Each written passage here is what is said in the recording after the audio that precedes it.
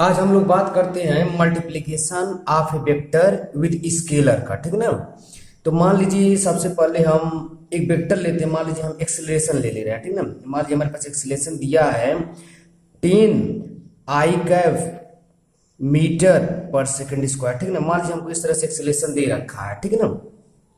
हमारे पास एक्सेलरेशन दे रखा है और एक्सेलरेशन वेक्टर क्वांटिटी है, इसका मैग्नीट्यूड 10 हो गया और ये पॉजिटिव एक्स डायरेक्शन में है एक्सेलरेशन। ठीक है ना। अब मान लीजिए कोई स्केलर लेते हैं, कोई स्केलर लेते हैं, जैसे कि मान लीजिए मास हमारे पास स्केलर क्वांटिटी है। मास मान लीजिए हमने लिया 5 kg। ठीक ना। मास ले लिया हमने 5 kg। ठीक ना। अब देखिए एक वेक्टर है और एक ये क्या है, स्केलर है।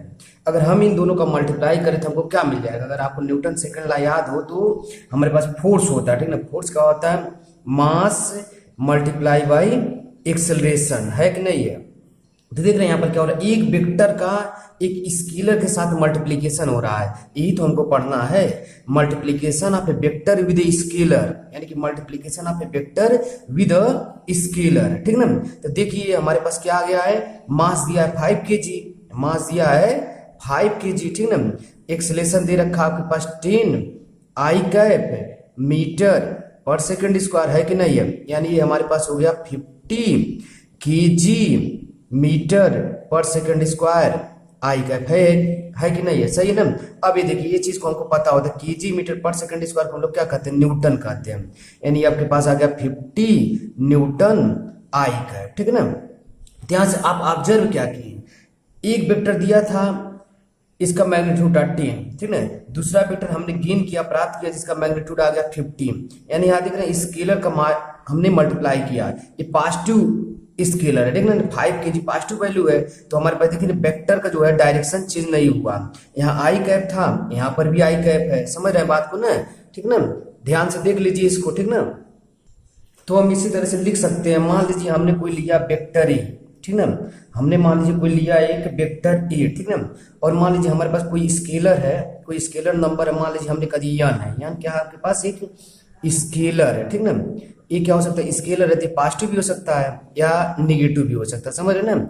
हमने एक स्केलर लिया, अब हम डिफाइन कर रहे हैं कोई वेक्टर बी, कोई वेक्टर बी डिफाइन कर रहे हैं, जो कि डिफाइंड है यन टाइम्स वेक्टर ए। यन और वेक्टर ए का अगर मल्टीप्लाई कर दें तो हमको वेक्टर बी मिल जा रहा है। ठीक है ना। देखिए एक वेक्टर ए था, ठीक ना, उसमें एक स्केलर का मल्टीप्लाई कर दिए तो हमको एक नया वेक्टर मिल गया, जिसको हम लोग वेक्टर बी बोल रहे हैं। ठीक है ना। तब देखिए जो वेक्टर बी नया वाला आया है, इस वेक्टर बी का जो मैग्नीट्यूड होगा, इस जो नया वाला वेक्टर लिया हमने, वेक्टर बी का जो मैग्नीट्यूड होगा कितना होगा बताइए। जो वेक्टर ए का जो मैग्नीट्यूड था, जो वेक्टर ए का मैग्नीट्यूड था, उसका n टाइम्स हो जाएगा। ठीक है ना। अगर n आपके पास नेगेटिव इंटीजर रहेगा तो इसका भी मॉड ले लीजिएगा। ठीक है, क्योंकि हमारे पास जो मैग्नीट्यूड होता है हमेशा पॉजिटिव वैल्यू लिया जाता है। ठीक है ना। और ये अगर पॉजिटिव वैल्यू है तो कोई दिक्कत ही नहीं है। ठीक ना। तो ये बी का आपके पास आ गया है मैग्नीट्यूड। ठीक ना। और अगर डायरेक्शन की बात करें, ठीक ना, वेक्टर जो बी है उसकी डायरेक्शन की बात कर लें। ठीक ना, डायरेक्शन की। ठीक ना। अगर देखिए जो यन हमने लिया है, यन अगर हमारे पास पॉजिटिव इंटीजर है या पॉजिटिव नंबर है यन हमारे पास, ठीक ना, तो यन अगर पॉजिटिव हो गया तो हमारे पास जो वेक्टर बी की डायरेक्शन है वही हमारे पास वेक्टर ए की डायरेक्शन रहेगी, है कि नहीं है। यानी कि जो वेक्टर बी का आपके पास डायरेक्शन है वही हमारे पास रहेगा वेक्टर ए का डायरेक्शन। ठीक ना। जो वेक्टर बी का डायरेक्शन है वही वेक्टर ए का डायरेक्शन है। अगर n का वैल्यू पॉजिटिव है तो हम लिख सकते हैं कि जो वेक्टर बी रहेगा और जो वेक्टर ए रहेगा कैसा रहेगा, पैरेलल रहेगा, यानी कि सेम डायरेक्शन में रहेगा। ठीक ना। अगर n का वैल्यू आपके पास निगेटिव हो गया, अगर n का वैल्यू निगेटिव हो गया तो यहाँ माइनस आ जाएगा। ठीक ना। तो इसीलिए तो यहाँ पर मॉड लगवाए थे कि हम मैग्नीट्यूड को माइनस में नहीं ले सकते। ठीक है ना। देखिए, ठीक है ना। अब देखिए जो वेक्टर बी का जो आपके पास डायरेक्शन आएगा ये हो जाएगा minus of the vector direction of vector A. जो वेक्टर बी का डायरेक्शन आएगा ये क्या हो जाएगा, minus of the direction of vector A. इसको हम लोग लिखेंगे वेक्टर बी जो आपके पास एंटी पैरेलल, एंटी पैरेलल का सिंबल ऐसे होता है, देख लीजिएगा, ऐसे लिख दीजिएगा। तो इसको बोला जाता है एंटी पैरेलल। ठीक है। वेक्टर बी हो गया एंटी पैरेलल या अपोजिट हो गया। ठीक ना। आप वेक्टर ए, ठीक ना, वेक्टर ए की एंटी पैरेलल हो गया है या अपोजिट हो गया। ठीक ना। इसको हम लोग थोड़ा एग्जांपल से समझेंगे थोड़ा ना। ठीक ना। जैसे मान लीजिए हमने कहा दिया, मान लीजिए हमारे पास कोई वेक्टर ए है, वेक्टर ए है हमारे पास 5 आई। ठीक ना। मान लीजिए हमने माना वेक्टर ए इक्वल टू 5 आई है और n का वैल्यू हम मान लीजिए माने 10। n का वैल्यू मान लिया हमने 10 मान लिया, ठीक ना। तो हम नया वेक्टर डिफाइन कर रहे हैं, नया वेक्टर डिफाइन कर रहे हैं जो कि है वेक्टर b। ये क्या है आपके पास, n multiply by vector a, n multiply by vector a है, ठीक ना। तो ये बताइए कितना हो जाएगा, n का वैल्यू हमने 10 ले लिया और वेक्टर a का वैल्यू कितना 5 i कैप है कि नहीं है, यानी ये आपके पास हो गया 50 i कैप, ठीक ना। तब यहाँ से आप देख के बताइए, देखिए जो वेक्टर b की डायरेक्शन है वही तो वेक्टर ए की डायरेक्शन था, है कि नहीं है। वेक्टर ए का डायरेक्शन आई कैप में था, वेक्टर बी का भी डायरेक्शन आई कैप में है कि नहीं है। और वेक्टर बी का जो मैग्नीट्यूड है, जो वेक्टर बी का मैग्नीट्यूड है वेक्टर ए के मैग्नीट्यूड का 10 टाइम्स हो गया, 10 टाइम्स हो गया, 10 गुना हो गया, है कि नहीं है। सही है, ठीक है। अगर मान लीजिए दूसरा एग्जाम्पल लेके बात किया जाए, मान लीजिए वेक्टर ए हमने लिया, ठीक है, वेक्टर ए हमारे पास 5i ही है, 5i कैप, ठीक ना। और n का वैल्यू हमने ले लिया -10, क्या ले रहे हैं -10, निगेटिव इंटीजर भी ले सकते हैं, ठीक है, तो निगेटिव वैल्यू ले लिया। अब देखिए हम वेक्टर b डिफाइन कर रहे हैं, ठीक ना, वेक्टर b डिफाइन कर रहे हैं क्या, n multiply by vector a, n और a का मल्टीप्लाई कर दीजिए, है कि नहीं है। तो देखिए n का वैल्यू कितना है इस बार -10 है और आपके पास a का वैल्यू कितना 5i कैप है कि नहीं है। यानी जब इसका आप मल्टीप्लाई करेंगे तो कितना आ गया -15i कैप, है कि नहीं है। तो इस चीज को हम लोग ऐसे लिखेंगे, देखिएगा बहुत ध्यान से देखिए, इसको हमने लिख दिया 15 और -i कैप, ठीक ना। ये देखिए अब डायरेक्शन क्या हुआ, b का डायरेक्शन है -i कैप और आपके पास a का डायरेक्शन था i कैप, यानी डायरेक्शन रिवर्स हो गया नहीं हो गया, तो डायरेक्शन आपके पास यहाँ पर अपोजिट हो गया, ठीक ना। देखिए यहाँ पर -i कैप आ गया और यहाँ पर आपके पास +i कैप है, इसका मतलब यहाँ डायरेक्शन आपके पास रिवर्स हो गया, ठीक है ना। और आपके पास यहाँ देखिए अगर इसका वैल्यू हमने -10 ले लिया है, ठीक ना, यहाँ पर -10 ले लिया था, तो इसका मैग्नीट्यूड तो उतना ही रहा है, मैग्नीट्यूड देख लीजिए 50 है, ठीक ना। पहले भी मैग्नीट्यूड 50 आ रहा था, जब n का वैल्यू पॉजिटिव लीजिए या नेगेटिव ले लीजिए, ठीक ना, तो मैग्नीट्यूड तो 50 आ ही रहा था, लेकिन इसमें डायरेक्शन क्या हो गया आपके पास, रिवर्स हो गया, ठीक ना। यहाँ पर आप देख लीजिए, यहाँ पर जो डायरेक्शन है आई कैफ है, यहाँ पर डायरेक्शन हो गया -i कैफ, ठीक ना। तो इस तरह से हमारा वेक्टर का मल्टीप्लीकेशन है विद अ स्केलर, ठीक है ना। अगला टॉपिक हमारे पास है एडिशन ऑफ वेक्टर, यानी दो वेक्टर को हमको जोड़ना है, ठीक ना, एडिशन ऑफ वेक्टर्स, ठीक ना, हमको 2 वेक्टर 3 वेक्टर जोड़ना है वेक्टर को, ठीक ना, समझ रहे हैं ना। तो ये बताइए हम अगर ऐसे लिख दे 5 kg, ठीक ना, और लिख दे 5 मीटर, तो इसको हम जोड़ पाएंगे क्या, 5 kg 5 मीटर जोड़ पाएंगे क्या, बताइए। तो क्या होना चाहिए, सेम फिजिकल क्वांटिटी होनी चाहिए जोड़ने के लिए, समझ रहे हैं। जैसे मान लीजिए आप लिखा 5 न्यूटन फोर्स है, ठीक ना, और आपके पास ये भी फोर्स ही है 5 न्यूटन, तो इसको आप जोड़ सकते हैं, समझ रहे हैं ना। जैसे 5 kg 5 मीटर को आप जोड़ नहीं सकते, सेम फिजिकल क्वांटिटी नहीं है। इसी तरह जब भी आप वेक्टर का एडिशन करें तो इस चीज को ध्यान रखें कि आप सेम फिजिकल क्वांटिटी को ही जोड़ सकते हैं, ठीक ना। अगर आपके पास फोर्स है तो दूसरा वाला भी फोर्स होना चाहिए, अगर एक्सीलरेशन है तो दूसरा वाला भी एक्सीलरेशन होना चाहिए, समझ रहे हैं बात को ना। मोमेंटम है तो मोमेंटम में मोमेंटम ही जुड़ेगा, ठीक ना। तो जब आप इसको जोड़ रहे हैं वेक्टर को तो इस चीज का जरूर ध्यान रखें कि एक फिजिकल क्वांटिटी में, ठीक ना, सेम फिजिकल क्वांटिटी होनी चाहिए अगर जिसको भी आप जोड़ रहे हैं, ठीक है ना। जो वेक्टर को जोड़ना है इसके लिए हमारे पास कुछ रूल्स हैं, ठीक ना, उन रूल्स के बारे में पढ़ते हैं। जैसे मान लीजिए हमारे पास जो पहला वाला रूल्स आता है उसको हम लोग बोलते हैं triangle law of vector addition, क्या बोलते हैं, ट्रायंगल लॉ ऑफ, ठीक ना, लॉ ऑफ वेक्टर एडिशन, ठीक ना, वेक्टर एडिशन, ठीक ना, triangle law of vector addition, ठीक ना। ये हमारे पास है पहला। तो इसमें देखिए करते क्या है, मान लीजिए हमारे पास 2 वेक्टर है कोई, ठीक ना, हमारे पास क्या है, मान लीजिए 2 वेक्टर है, ठीक है ना। मान लीजिए कोई एक वेक्टर हमारे पास ए है, ठीक है, ए वेक्टर हो गया, और एक मान लीजिए ऐसे हमारे पास कोई है वेक्टर बी, ठीक है ना। इस तरह से है हमारे पास, तो इनको हमको ऐड करना है। तो क्या करिए, सबसे पहले देखिए हमको ये पता है जहां से वेक्टर स्टार्ट होता है उसको क्या कहते हैं, टेल, और जहां एंड हो रहा है वहां कहते हैं हेड, ठीक ना। तो ये इसका भी हो गया आपके पास टेल और ये हो गया इसका हेड, है कि नहीं है। अब देखिए एक वेक्टर आप सेलेक्ट करिए, मान लीजिए आपने वेक्टर ए सेलेक्ट किया, इस तरह से आपने बना दिया, ये हो गया आपके पास वेक्टर ए, ठीक ना। ये वेक्टर ए का टेल हो गया और ये आपके पास इसका हेड हो गया, ठीक ना। तो जो पहला वाला आपने वेक्टर सेलेक्ट किया है, जो पहला वाला आपने वेक्टर सेलेक्ट किया उसके हेड पे दूसरे वाले वेक्टर का टेल ले जाके रखिए। ध्यान से सुनिएगा इस बात को। एक वेक्टर कोई सा बना लीजिए, पहले बना लिया आपने, इस वेक्टर का टेल हो गया, हेड हो गया पहले वाले वेक्टर का। अब पहले वाले वेक्टर के हेड पे, पहले वाले वेक्टर के हेड पे दूसरे वाले वेक्टर का टेल ले जाके रख दीजिए, ठीक ना। दूसरे वाला वेक्टर ये था आपके पास वेक्टर बी, इसको आप उठाइए, स्पेस में वेक्टर का शिफ्टिंग अलाउड है, इसको उठा के ऐसे धीरे धीरे धीरे धीरे पैरेलल शिफ्टिंग से ले जाइए यहाँ पर रख दीजिए, ठीक ना। समझ रहे बात को ना, इस तरह से ले जाकर रख दीजिए। ये आपके पास बन गया वेक्टर बी। ये क्या हो गया आपके पास वेक्टर बी, ठीक है ना। तो देखिए पहले वाले वेक्टर के हेड पे आपने दूसरे वाले वेक्टर का टेल ले जाकर रख दिया। ये देखिए दूसरे वाले वेक्टर का टेल है, पहले वाले के हेड पे रख दिया, ठीक ना। ये हो गया आपके पास हेड हो गया दूसरे वेक्टर। अब क्या करिए, जो पहला वाला वेक्टर का टेल था, जो पहले वाले वेक्टर का टेल था और जो दूसरे वाले वेक्टर का हेड है, इसको मिला दीजिए। जो पहले वाले वेक्टर का टेल है और जो दूसरे वाले वेक्टर का हेड है, इसको आप क्या करिए मिला दीजिए, ठीक ना। जब इसको हमने मिला दिया, यही हमारे पास क्या है रिजल्टेंट है, यही हमारे पास हो गया वेक्टर आर। इसको कहते हैं वेक्टर आर यानी रिजल्टेंट वेक्टर। ये क्या हो जाएगा आपके पास vector A plus vector B, ठीक ना। इस तरह से हमको वेक्टर को जोड़ना है। अगर दो वेक्टर आपको दिए हैं, ठीक ना, तो कह रहा है इनको ऐड करिए। और हम अगर ट्रायंगल ऑफ वेक्टर एडिशन से ऐड करना चाहते हैं तो एक वेक्टर सेलेक्ट करिए, इसको बना लीजिए, इसका टेल इसका हेड बना लिया वेक्टर ए का। अब वेक्टर ए के हेड पे वेक्टर बी का टेल ले आके रख दीजिए। वेक्टर ए के हेड पे वेक्टर बी का टेल ले आके रख दिया आपने। और अब क्या करें, पहले वाले वेक्टर के टेल से आखिरी वाले वेक्टर का हेड मिला दीजिए। तो ये जो बन के आई लाइन यही है हमारे पास रिजल्टेंट ऑफ टू वेक्टर्स, यानी कि वेक्टर आर क्या बता रहा है resultant of two vector equal to vector A plus vector B, ठीक ना। इस तरह से हमको इनको जोड़ना है, ठीक है ना। अब मान लीजिए इसी को कोई लोग कहे कि नहीं हम पहले वेक्टर बी बनाएंगे, ठीक है, तो आप बना लीजिए, उससे कोई दिक्कत नहीं। मान लीजिए वेक्टर बी को आपने स्पेस में ऐसे बना दिया, ठीक ना। देखिए वेक्टर बी को पहले आपने बना दिया, ये हो गया हमारे पास वेक्टर बी। और इसका ये हो गया आपके पास टेल, सही है नहीं है, ये हो गया इसका हेड, सही है नहीं है। अब देखिए ये पहला वाला वेक्टर हो गया वेक्टर बी के को बना लिया, इसका टेल इसका हेड। अब इसके हेड पे वेक्टर बी के हेड पे वेक्टर ए को ले आकर रखिए। देखिए वेक्टर ए था ऐसे, इसको पैरेलल शिफ्ट कर सकते हैं, देखिए ऐसे पैरेलल शिफ्ट कर लिया।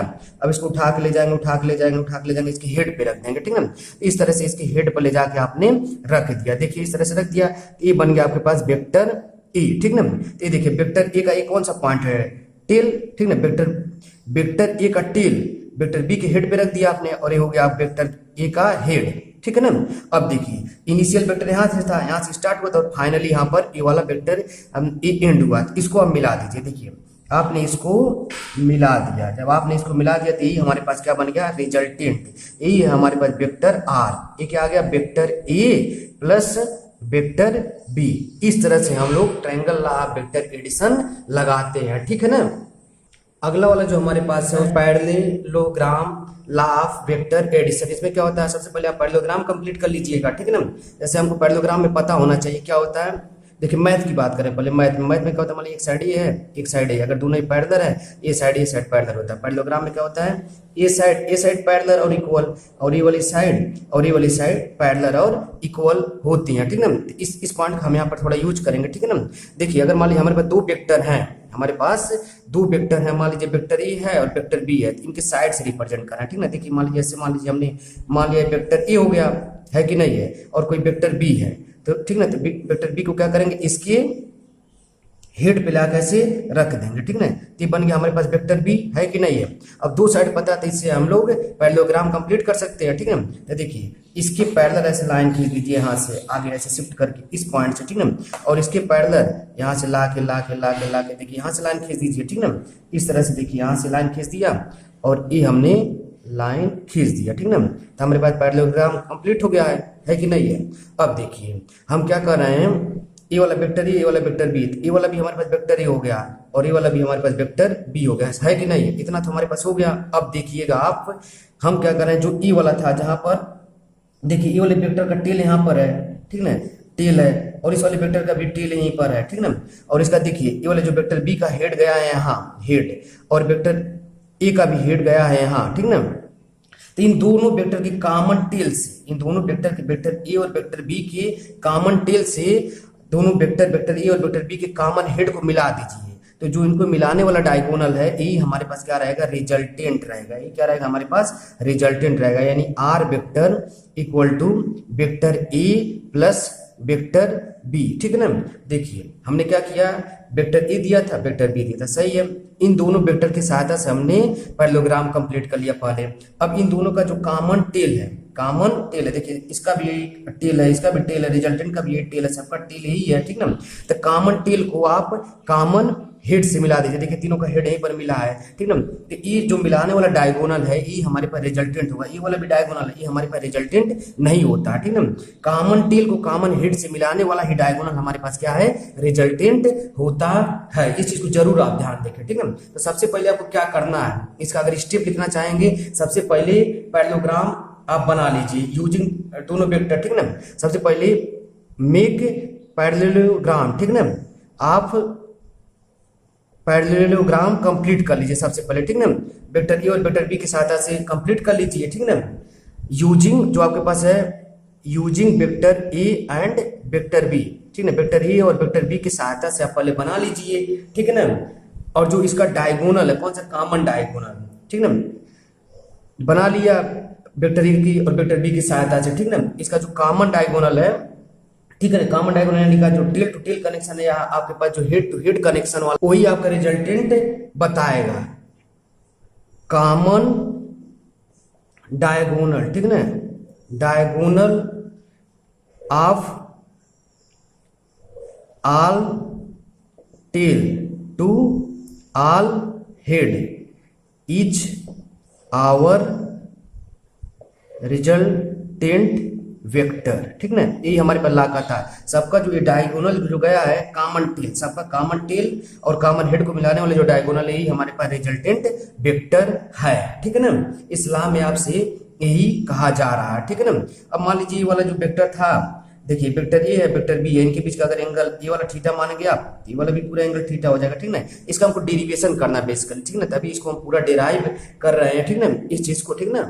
अब हम जो ये रिजल्टेंट का फार्मूला है ना, उसको डेराइव करना चाहते हैं। देखिए मान लीजिए वेक्टर ए है, ठीक ना, वेक्टर ए हो गया, इसका मान लीजिए मैग्नीट्यूड जो है ए, वेक्टर ए का जो लेंथ है, लंबाई है, ए मान लिया। ये वेक्टर बी है, वेक्टर बी का जो मैग्नीट्यूड है, आप इसकी लंबाई मान लीजिए बी है, ठीक ना। तो यहाँ से यहाँ आपके पास ए हो गया, ए बी हो गया, और ये हमारे पास रिजल्टेंट, यही हमको निकालना है। तो इसके लिए हम क्या करते हैं, ये वाली जो साइड था इसको आगे एक्सटेंड करते हैं, ठीक ना। इस साइड को हमने आगे एक्सटेंड कर दिया और इस पॉइंट से यहाँ पर हमने परपेंडिकुलर ड्रॉप कर लिया, ठीक ना। अब मान लीजिए ये वाला एंगल, दोनों वेक्टर के जो बीच का एंगल था, वेक्टर ए और वेक्टर बी के बीच का एंगल, मान लीजिए ये वाला एंगल आपके पास थीटा था, है कि नहीं, तो ये वाला भी एंगल आपके पास थीटा हो जाएगा, ठीक ना, दिख रहा है ना। वेक्टर ए है, वेक्टर बी है, तो वेक्टर बी को ही शिफ्ट किया है ना, तो इनके बीच का एंगल तो सेम ही रहेगा, तो ये वाला एंगल थीटा होगा, ठीक ना। अब ये वाला एक ट्रायंगल बना लीजिए, मान लीजिए आपने इसको कर दिया ए हो गया, कुछ बी हो गया, सी हो गया, ठीक ना। तो ई बी सी एक राइट एंगल ट्रायंगल बन गया, ध्यान से देखिए है कि नहीं है, ई बी सी एक राइट एंगल ट्रायंगल है। तो इस ट्रायंगल में अगर आप साइन थीटा लिखना चाहे तो हमको बताइए साइन थीटा कितना हो जाएगा। देखिए एंगल थीटा है, साइन थीटा क्या हो जाएगा, परपेंडिकुलर डिवाइडेड बटा हाइपोटेन्यूज, यानी आपके पास आ जाएगा BC डिवाइडेड बटा, देखिए हाइपोटेन्यूज का लेंथ कितना, बी माने, वेक्टर बी का जो मैग्नीट्यूड हमने बी माना है, ठीक हो गया, डिवाइडेड बटा बी, ठीक ना। तब देखिए यहाँ से अगर BC हम निकालना चाहें तो कितना आ जाएगा, BC की वैल्यू आ गई बी साइन थीटा, ठीक ना। तो ये जो BC आ गया आपके पास बी साइन थीटा होगा, ठीक ना। यहाँ से जो B से C का लंबाई था कितना हो गया, बी साइन थीटा, सही है ना। यहाँ से जो पूरा लंबाई आपके पास आ गया बी साइन थीटा। अब इसी ट्रायंगल में आप कास थीटा भी लिख लीजिए, देखिए कास थीटा, कास थीटा क्या होता है, बेस, कास थीटा होता है बेस, यानी हो गया आपके पास AC डिवाइडेड बटा हाइपोटेन्यूज, हाइपोटेन्यूज है आपके पास बी, ठीक ना। तो यहाँ से अगर आप AC निकालेंगे कितना आ गया, बी कास थीटा, ठीक ना। तो देखिए यहाँ से ये जो दूरी आ गई बी कास थीटा, यहाँ से लेके यहाँ तक का हो गया बी कास थीटा, ठीक ना। और यहाँ से यहाँ तक ए है ही, वेक्टर ए का जो मैग्नीट्यूड था ए था, समझ रहे ना, वेक्टर ए का जो मैग्नीट्यूड है ए है, ये वेक्टर ए था, इसका मैग्नीट्यूड ए था, यानी कि यहाँ से लेके यहाँ तक अगर पूरा देखा जाए तो आप देख के बताइए कितना हो गया लंबाई। यहाँ से यहाँ तक ए है और ये बी कास थीटा, यानी पूरा कितना हो गया, ए प्लस बी कास थीटा, ए प्लस बी कॉस थीटा, है कि नहीं। यहाँ से यहाँ तक का पूरा लेंथ आ गया ए प्लस बी कॉस थीटा, और ये हो गया आपके बी कॉस थीटा। अब ध्यान से देखिएगा, हम आपको एक ट्रायंगल दिखाना चाहते हैं, ठीक ना। मान लीजिए इस पॉइंट को हमने कह दिया ओ कह दिया, तो अब ध्यान से देखिए ओ बी और सी, इस बड़े वाले ट्रायंगल को देखिए, ओ चलते जाइए बी और यहाँ सी, ये पॉइंट सी, ठीक ना। ये राइट एंगल ट्रायंगल दिख रहा है क्या आपके पास, O B C right angle triangle दिख रहा है, सही ना। तो राइट एंगल ट्रायंगल है तो क्या पाइथागोरस लगा सकते हैं क्या। मान लीजिए रिजल्टेंट निकालना है, तो रिजल्टेंट का जो मान लीजिए अगर मैग्नीट्यूड कुछ आर आ रहा है, रिजल्टेंट वेक्टर का जो मैग्नीट्यूड है आर है, तो हमने यही आर निकालना था। देखिए इसमें आप पाइथागोरस लगा दीजिए, ठीक है। जब पाइथागोरस लगाएंगे तो आप कहेंगे कि आर का स्क्वायर ठीक है ना। ए हो गया हाइपोटेन्यूज का स्क्वायर इक्वल टू बेस का स्क्वायर प्लस परपेंडिकुलर का स्क्वायर, यानी A plus B cos theta का स्क्वायर, सही है नहीं है, whole square plus B sine theta का होल स्क्वायर, सही बात है नहीं है, सही है। अब देखिए इसको आप ओपन कर दीजिए, इसको एक्सपेंड कर दीजिए ए प्लस बी के होल स्क्वायर में, तो बताइए क्या आ गया, A square plus B square cos square theta plus 2ab cos theta plus B square sine square theta, है कि नहीं है। अब देखिए ये B square cos square theta और B square sine square theta मिलकर कितना हो जाएगा, बी स्क्वायर हमको आइडेंटिटी पता है कक्षा 10 का, ठीक ना। Sine square theta plus cos square theta कितना हो जाएगा, 1 हो जाएगा, ठीक ना। इसकी एक लाइन और लिख लेते हैं, देखिए ए स्क्वायर प्लस इन दोनों में पहले बी स्क्वायर कॉमन ले लीजिए, बी स्क्वायर कॉमन ले लिया आपने, ये बन गया cos square theta plus sine square theta plus आपके पास आ गया 2ab cos थीटा, है कि नहीं है। तो देखिए cos square theta plus sin square theta हो गया आपके पास 1, यानी कि r स्क्वायर क्या बन गया a square plus b square plus 2ab cos theta, है कि नहीं है। यानी कि अगर आप रिजल्टेंट लिखना चाहते हैं तो इसका स्क्वायर रूट ले लीजिए पूरे का, देखिए स्क्वायर रूट लिख रहे हैं तो r इक्वल टू आ गया अंडर रूट में पूरा चला जाएगा, आपके पास आ गया a square plus b square plus 2ab cos theta, है कि नहीं है, ये बन गया आपके पास। इस फार्मूले को जरूर याद रखें आप, ठीक ना, बहुत इंपॉर्टेंट फार्मूला आपके पास, ठीक ना।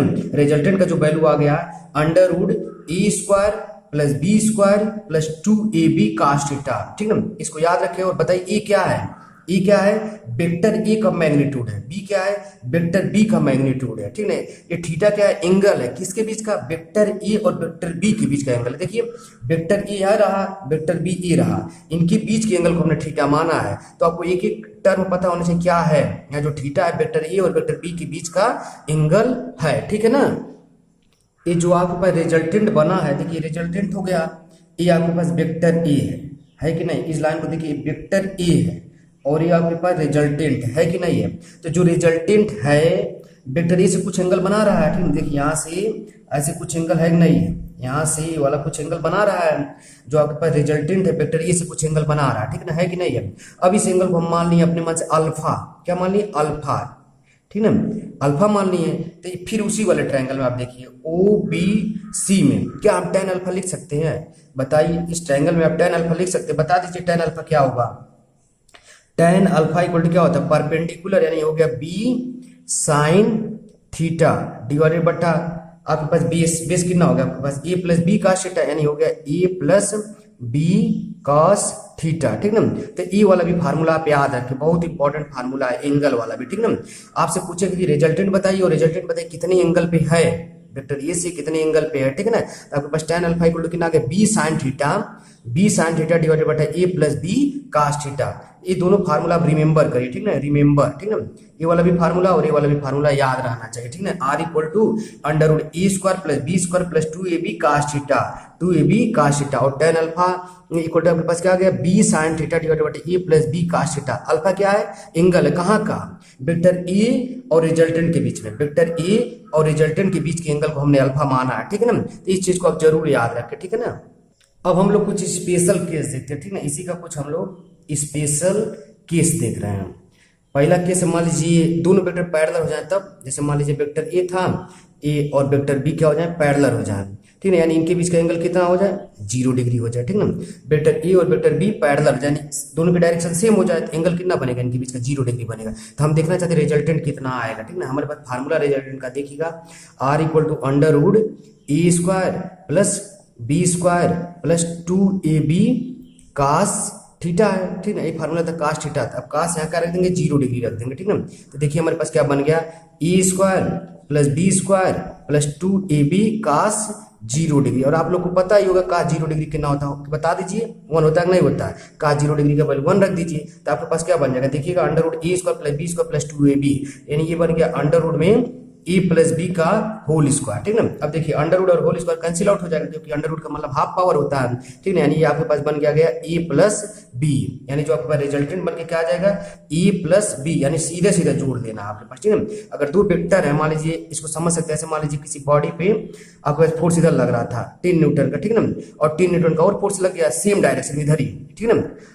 सेमी डायरेक्शन में, तो आपके पास 10 न्यूटन और फोर्स हो गया, ठीक ना। 10 न्यूटन मिलकर कितना होगा रिजल्टेंट 20 न्यूटन हो जाएगा, है कि नहीं। सेम डायरेक्शन था ना, एंगल 0 था, इसलिए आप डायरेक्टली जोड़ सकते हैं। यानी 10 और 10 मिलकर कितना होगा 20 हो गया। जैसे यहाँ पर ए और बी मिलके ए प्लस बी होगा, यही मैक्सिमम वैल्यू है, ठीक है। रिजल्टेंट का मैक्सिमम वैल्यू आता है, आप लिख सकते हैं आर मैक्स, यही मैक्सिमम वैल्यू आता है। यानी ए प्लस बी क्या है मैक्सिमम वैल्यू। जैसे 10 10 20 मैक्सिमम है, इससे ज्यादा हो ही नहीं सकता ना 10 10। इसी तरह से आपके पास अगर एंगल 0 है तो ए प्लस बी को जब जोड़ेंगे, ए और बी को जोड़ेंगे तो ए प्लस बी आएगा, ये मैक्सिमम वैल्यू है, तो इसको याद रखें। अगर कह रहा है कि दो वेक्टर है, इसका रिजल्टेंट मैक्सिमम चाहिए, हमको चाहिए ही चाहिए मैक्सिमम, तो एंगल कितना रखना पड़ेगा 0 डिग्री रखना पड़ेगा, ठीक है ना।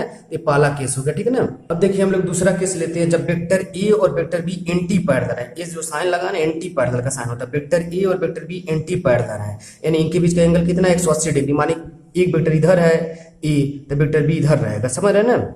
इन दोनों के बीच का एंगल कितना है 180 डिग्री है, ठीक ना। तो देखिए रिजल्टेंट हमको लिखना है, रिजल्टेंट इक्वल टू क्या आएगा under root A square plus B square plus 2ab cos theta, तो फार्मूला हो गया। अब एंगल कितना रख देना 180 डिग्री रख देना, ठीक ना। तो आप बताइए cos 180 डिग्री का वैल्यू पता है क्या आपको, बता दीजिए कमेंट करके। cos 180 डिग्री कितना होता है -1 होता है, ठीक ना। कितना होता है -1 होता है, तब यहाँ पर आप -1 रख दीजिए, ठीक ना। तो आपके पास देखिए कितना बन गया A square plus B square. अब देखिए यहाँ जब रखेंगे -1 तो कितना आ जाएगा -2ab, यानी ये क्या बन गया आपके पास अंडर रूट में ए माइनस बी का होल स्क्वायर बन गया। अब होल स्क्वायर और अंडर रूट कैंसिल आउट हो जाएगा, यानी आ गया आपके पास ए माइनस बी, ठीक ना। यानी आर जो आपके पास आ गया रिजल्टेंट कितना हो गया ए माइनस बी हो गया, समझ रहे हैं ना। यानी रिजल्टेंट कितना आ जाएगा मिनिमम आ जाएगा, देख रहे हैं घट गया है यहाँ पर। यानी कि बात ये हो गया, जैसे मान लीजिए एक फोर्स इधर लगा आपके पास 20 न्यूटन का, ठीक ना, और इधर फोर्स लगा किसी बॉडी पर 10 न्यूटन का, सेम बॉडी पे एक फोर्स उधर एक फोर्स इधर, ठीक ना।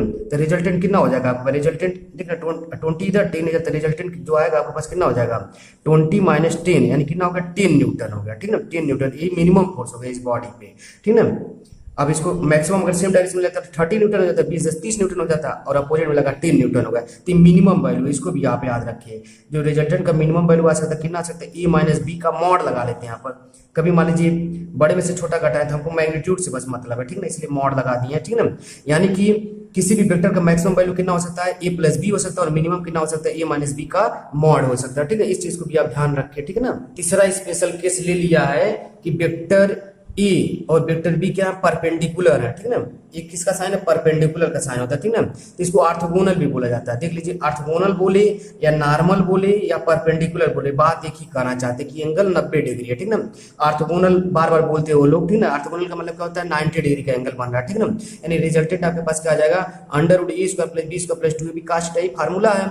अब यहाँ थीटा की जगह कितना रख देंगे 90 डिग्री रख दीजिए, ठीक ना। हमने 90 डिग्री रख दिया। अभी बताइए cos 90 डिग्री का वैल्यू पता है क्या आपको, बता दीजिए। cos 90 डिग्री का जो वैल्यू होता है कितना होता है, एक cos 90 डिग्री का जो वैल्यू आपके पास होता है 0, ठीक है। तो जब 0 जो रखेंगे आप पूरा, देखिए पूरा 0 हो गया है कि नहीं है। यानी आपके पास कितना बचा under root A square plus B square, यानी जो रिजल्टेंट का वैल्यू आ गया आपके पास under root A square plus B square, ठीक है। इस तरह से रिजल्टेंट हो गया। तो जो हमारे पास रिजल्टेंट है इसका रेंज कहाँ से कहाँ तक लाई कर सकता है, जो रिजल्टेंट है इसका जो मैक्सिमम वैल्यू हो सकता है ए प्लस बी हो जाएगा, ठीक ना। और जो आपके पास इसका मिनिमम वैल्यू क्या हो सकता है ए माइनस बी हो जाए, ठीक ना। ए माइनस बी का मॉड ले रहा है, ठीक ना, मैग्नीट्यूड ले रहा है, ठीक ना, मैग्नीट्यूड लेना है। तो इसका रेंज जो आर का है ए माइनस बी से लेके ए प्लस बी के बीच में कुछ भी हो सकता है। जैसे मान लिया हमारे पास इसको आप समझ सकते हैं 10 न्यूटन का दो फोर्स है, 10 न्यूटन का दो फोर्स लगे किसी बॉडी में, तो मैक्सिमम कितना फोर्स लग सकता है 20 न्यूटन। मैक्सिमम जो हो सकता है 20 न्यूटन हो सकता है, और मिनिमम कितना हो सकता है 0 हो जाएगा। तो इसका रेंज कितना है 0 से लेके 20 के बीच में ये फोर्स लगेगा, ठीक है ना। इस तरह से इसका रेंज डिफाइन है। तो हमारे पास स्पेशल केस है, ठीक है ना। हमको एक न्यूमेरिकल दे रखा है, कह रहा है कि हमारे पास एक बॉडी है, ठीक है। बॉडी पे दो फोर्स लग रहे हैं, ये हमारे पास है 20 न्यूटन और ये वाला भी फोर्स हमारे पास 20 न्यूटन, और ये तीनों फोर्स के बीच का एंगल है 120 डिग्री, ठीक है। हमसे पूछ रहा है रिजल्टेंट बताइए और उसका डायरेक्शन बताइए कहाँ पर रिजल्टेंट लगेगा, ठीक है। देखिए हमारे पास जो फार्मूला पहले लिख लीजिए, R equal to under root A square plus B square plus 2ab cos theta है कि नहीं है। अब देखिए जो पहला वाला फोर्स कितना 20 न्यूटन है, यानी 20 का स्क्वायर हो गया। दूसरा वाला भी फोर्स 20 न्यूटन यानी 20 का square plus 2 multiply by 20 multiply by 20, और इनके बीच का एंगल कितना है आपके पास cos 120 120 डिग्री है कि नहीं है। अब देखिए cos 120 का वैल्यू पता है क्या आपको, cos जो 120 डिग्री का वैल्यू होता है कैसे निकालते, काश 120 को ऐसे लिखते थे, देख लीजिए काश 180 डिग्री माइनस 60 डिग्री, सही है नहीं, 120 आ जाएगा। इसको लिखते हैं सेकंड क्वाड्रेंट में गया है तो सेकंड में बस साइन और उसका अपोजिट क्या होता है कोसेक, ये पास्ट होता है और सब नेगेटिव होता है, यानी ये आ जाएगा माइनस काश 60 डिग्री। और काश 60 डिग्री का वैल्यू पता ही होगा कितना होता है, जो साइन 30 डिग्री का वैल्यू होता है यानी कितना आ जाएगा माइनस हाफ हो जाएगा, ठीक है ना।